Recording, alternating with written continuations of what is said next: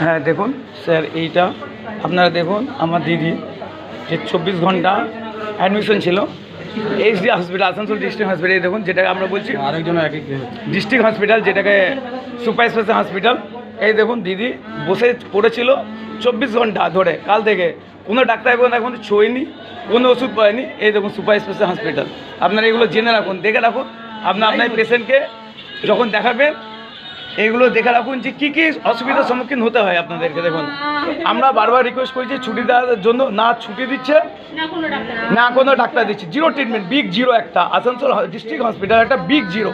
এখানে একাধিক মানুষ কোনো ট্রিটমেন্ট পাচ্ছে না। এই দেখুন, सर देखिए बोलता सिस्टर लोग बोलता है कि ना रखेगा नहीं पैसा तो पानी चढ़ेगा, पैसा लेगा तो पानी चढ़ेगा। দেখেন এখানে যারা ট্রিটমেন্ট করতে এসেছে তাদের এরকম অবস্থা দেখুন।